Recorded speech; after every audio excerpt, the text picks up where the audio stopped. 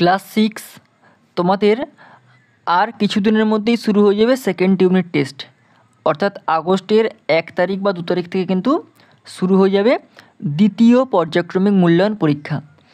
তো আমরা তোমাদের এই সেকেন্ড ইউনিট টেস্টের পরিবেশ ও বিজ্ঞান বিষয়ের আমরা মানুষের শরীর সম্পর্কে যে চ্যাপ্টারটা আছে বা অধ্যায়টা আছে, সেই অধ্যায়ের অলরেডি হৃৎপিণ্ড এর একটা ভিডিও দিয়েছি, রক্ত এর একটা ভিডিও দিয়েছি।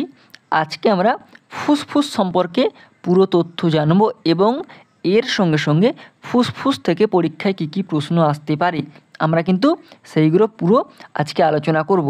তো চ্যানেলে কিন্তু এরকম পরপর ভিডিও পাওয়ার জন্য তোমরা কিন্তু অবশ্যই চ্যানেলটি সাবস্ক্রাইব করে রাখো আর পাশ থাকা বেল আইকনটি প্রেস করে রাখো, আর এই ভিডিওগুলো বন্ধুদের মধ্যে শেয়ার করে দাও, তারাও কিন্তু এই পড়াগুলো ভালো করে কমপ্লিট করে ফেলতে পারে এবং সঙ্গে সঙ্গে সেকেন্ড ইউনিট টেস্টের পুরো ফুল প্রিপারেশান নিয়ে নিতে পারে।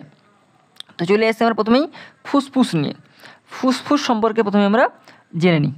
ওকে, দেখো মনে আছে কি, আমাদের পৃথিবীতে যে বাতাস থাকে তার 5 ভাগের 1 ভাগ হলো অক্সিজেন, যাকে আমরা প্রাণবায়ু বলে থাকি। তাহলে আমাদের পৃথিবীতে মোট কত পার্সেন্ট এই অক্সিজেন রয়েছে? আমাদের পৃথিবীতে বায়ুমণ্ডলের হিসেব অনুযায়ী 21% হচ্ছে অক্সিজেন থাকে, 21 সামথিং এটা থাকে দশমিক দিয়ে। হ্যাঁ, তো আমরা ধরে নিলাম 21% অ্যাটমসফিয়ার রেট অনুযায়ী কিন্তু অক্সিজেন থাকে। ওকে, তো এই যে 21% অক্সিজেনটাকে আমরা বলবো প্রাণবায়ু। তাহলে এই যে 21% বা 21% অক্সিজেন থাকে, আমরা কী বলবো? প্রাণবায়ু। কেন প্রাণবায়ু বলবো? কারণ এই অক্সিজেন আমাদের মতোই সমস্ত সব প্রাণীদের দরকার। কেন দরকার? খাবার থেকে শক্তি তৈরির জন্য। তাহলে অক্সিজেনটা শুধু আমাদের মানুষদের নয়, মানুষ ছাড়াও সমস্ত প্রাণী জগতের কিন্তু অক্সিজেনের প্রয়োজন। ওকে, কেন প্রয়োজন? খাবার থেকে শক্তি তৈরির জন্য। আর না হলে আমরা কিন্তু বেঁচে থাকতাম না, নাহলে আমরা প্রত্যেকেই কী হতাম? মৃত হতাম। তাহলে বলো তো, বাতাস থেকে এই অক্সিজেন আমাদের শরীরের ভেতরে নিয়ে যায় কি? তাহলে আমরা যে প্রশ্বাস নিচ্ছি এবং নিঃশ্বাস ছাড়ছি, এটা নিয়ে যাচ্ছে কে? আমাদের নাক আছে, নাকের মধ্যে দিয়ে তো যাচ্ছে। ঠিক আছে, এখন আমরা এই প্রশ্নগুলো সম্পর্কে পুরো উত্তর এবং পুরো তথ্য জানব। এবার দেখো, খেয়াল করেছো কি 1 গ্লাস শরবতে একটা নল ঢুকিয়ে ফুঁ দিলে হাওয়ায় বুদবুদ বের হয়। তুমি একটা গ্লাসে করে শরবত নেবে এবং সেখানে পাইপ দিয়ে ফুঁ দেবে, একটা বুদবুদ বের হবে। আবার সেই নল দিয়ে শরবত বা দুধ চোঁচো করে শুষে নিয়ে যায়, বা লস্যি। গ্লাসের শরবত বা দুধ বা তোমরা যে ফ্রুটি খাও, সে ফ্রুটি শেষ হবার সময় তখন কি টেনে নেওয়া হয়? সেখানে কি থাকে? বাতাস থাকে। যখন শরবত শেষ হয়ে যাবে, তুমি টানবে, দেখবে বাতাস গালের মধ্যে ঢুকবে। ওকে, তাই নিশ্চয়ই বুঝলে বাতাসের সঙ্গে অক্সিজেন আমাদের শরীরে ঢোকার রাস্তাটা শুরু হয় নাক বা খোলা মুখ দিয়ে। তাহলে বাতাসের মধ্যে আমাদের এই যে বায়ুমণ্ডল আছে, এই বায়ুমণ্ডলে বা অ্যাটমসফিয়ারে কিন্তু অক্সিজেন রয়েছে, এবং এই যে অক্সিজেনটা কী হচ্ছে? বাতাসের সঙ্গে আমাদের শরীরে ঢুকছে। কার মাধ্যম দিয়ে ঢুকছে? হয় নাকের মাধ্যম দিয়ে, বা গালের মাধ্যম দিয়ে, বা খোলা মুখের মাধ্যম দিয়ে। ওকে, এবার এই যে নাক এবং খোলা মুখের মাধ্যম দিয়ে ঢুকছে, সেটা কোথায় যাচ্ছে? এবার দেখো সেখান থেকে কোথায় যায়? নাকের বা মুখের ভেতর দিয়ে বাতাস প্রথমে পৌঁছায় গলার ভিতরের দিকে। সেখানে শ্বাসনালী দুভাগে ভাগ হয়ে যায়, যাদের বলে ক্লোম শাখা। তাহলে আমরা একটা জিনিস শিখলাম, ক্লোম শাখা সম্পর্কে নতুন একটা আমার আইডিয়া হলো, আমিও জানতাম না, কারণ আমরা তো সাধারণত এইসব সম্পর্কে সেরকমভাবে করিনি। তো পড়াতে জানতে পারছি যে ক্লোম শাখা। তাহলে নাকের বা মুখের ভিতর দিয়ে বাতাস প্রথমে পৌঁছায় গলার ভিতর দিয়ে পৌঁছালো। সেখানে আমাদের শ্বাসনালীটা দুটো ভাগে ভাগ হয়েছে, যাতে আমরা ক্লোম শাখা বলবো। এরা পৌঁছায় বুকের ভেতরে থাকা দুদিকে দুটো বড় হাওয়ার ব্যাগের মতো জায়গায়, আর ওরাই হলো ফুসফুস। দেখো, এই একটা ব্যাগ আর এই একটা ব্যাগ, এই দুটো কি? ফুসফুস। তাহলে ক্লোম শাখা থেকে কী হচ্ছে? বুকের ভিতরে দুটো বড় ব্যাগ থাকে এবং ব্যাগের মধ্যে ব্যাগের মধ্যে বাতাস যাচ্ছে, অক্সিজেনটা যাচ্ছে। আর ওরাই কি ওই যে ব্যাগ দুটো আছে ওরা হচ্ছে কি ফুসফুস। এবার প্রশ্ন হচ্ছে ফুসফুসের রং কেমন? ফুসফুসের রং কিন্তু কালচে গোলাপি। ফুসফুসের রং কি কালচে গোলাপি, কারণ অনেক সরু সরু নালি দিয়ে এর ভেতর রক্ত চলাচল করে। তাহলে ফুসফুসের ভেতর কী হচ্ছে প্রচুর অসংখ্য সরু সরু নালি আছে, মানে শিরোপশিরা রয়েছে যার মধ্যে রক্ত চলাচল করে। তবে বয়স্কদের ক্ষেত্রে বাতাস থেকে ধুলো ময়লা ঢুকে ক্রমশই কালো কালো ছোপ পড়ে যায়।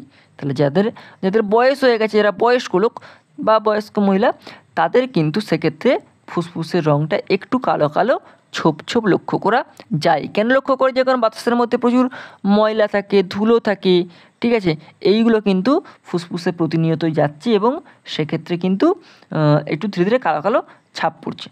ওকে, এরপরে দেখো, এরপরের প্রশ্ন দিয়েছে যে ফুসফুসের ভেতরটা কেমন। দেখো, শ্বাসনালী যতই ভেতরে ঢোকে তা গাছের ডালপালার মতো অসংখ্য শাখা পোশাকেই ভাগ হতে থাকে।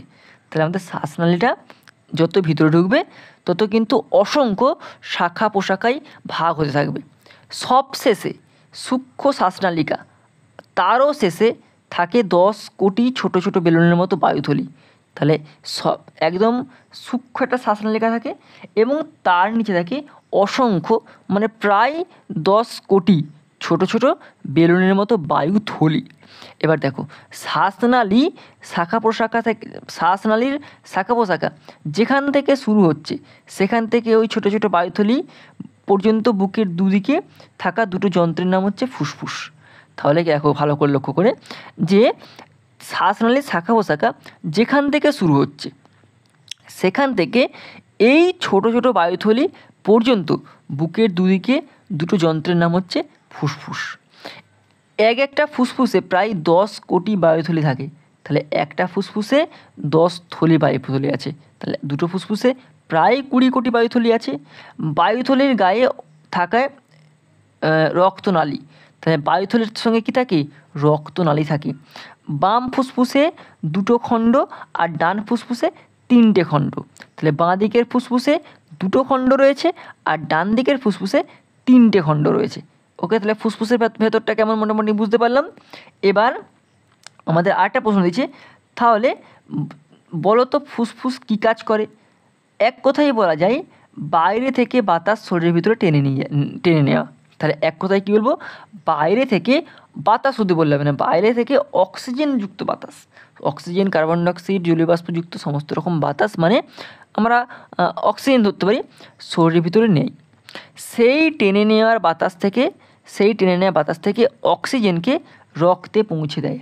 তাহলে যে আমরা বাতাস টানছি তার থেকে অক্সিজেনকে শুধুমাত্র কী করছে রক্তে পৌঁছে দিচ্ছে। আর শরীরে তৈরি হওয়া কার্বন ডাইঅক্সাইড রক্ত থেকে টেনে নিয়ে বাতাসের সঙ্গে শরীর থেকে বের করে দেয়। তাহলে আমরা প্রশ্বাস নিচ্ছি আবার নিঃশ্বাস ছাড়ছি। নিঃশ্বাস ছাড়া মানে কি, শরীরের ভিতরে যে সমস্ত কার্বন ডাইঅক্সাইডগুলো রয়েছে সেগুলো কিন্তু বের করে দেওয়া। ওকে, আমরা শ্বাস নিই আর শ্বাস ফেলি কী করে? আমাদের পাঁজরের ফাঁকে যে পেশিগুলো আছে তাকে বলা হয় পঞ্জর পেশি। তাহলে আমাদের পাঁজরের পাশে যে পেশিগুলো রয়েছে তাকে আমরা বলবো পঞ্জর পেশি। বুক আর পেটের মাঝখানে ভেতরে আছে একটা পেশি, এর নাম হলো মধ্যচ্ছদা। তাহলে বুক, পেট আর বুকের মাঝখানে একটা পেশি রয়েছে, তার নাম হচ্ছে মধ্যচ্ছদা। ওকে, এগুলোর সাহায্যে একবার আমাদের বুকের খাঁচা ফুলিয়ে তোলা হয় যখন বাতাস ভেতরে ঢোকে। তাহলে যখন বাতাস ভেতরে ঢোকে তখন এগুলো ফুলে ওঠে, একে বলে প্রশ্বাস। তাহলে আমরা যেটা বাতাস নিচ্ছি সেটা হচ্ছে প্রশ্বাস। আবার ওই পেশিগুলো ঢিলে হয়ে গেলে বুকের খাঁচ চুপসে যায়, নিঃশ্বাস ফেলবে দেবে হালকা করে নিচু হয়ে গেল। আর এই যে বাতাস ভেতর থেকে বেরিয়ে যায় একে আমরা বলবো নিঃশ্বাস। তাহলে প্রশ্বাস, বাতাস নেওয়াকে বলে প্রশ্বাস আর ছেড়ে দেওয়াকে বলে নিঃশ্বাস। ওকে, এবার আমরা পড়বো ফুসফুসের সমস্যা। ফুসফুসের সমস্যাটা দেখি। 1 নম্বর দিচ্ছে শিলাদিত্য দাদু ভোরবেলা খুব কাশতে থাকেন, দম নিতে খুব কষ্ট হয় ওনার। তাহলে একটা ফুসফুসের সমস্যা একটা পেলাম কি, ফুসফুসের সমস্যা যে ভোরবেলা খুব কাশতে থাকে, দম নিতে খুব কষ্ট হয়। 2 নম্বর কি, মাঝে মাঝে বিশেষ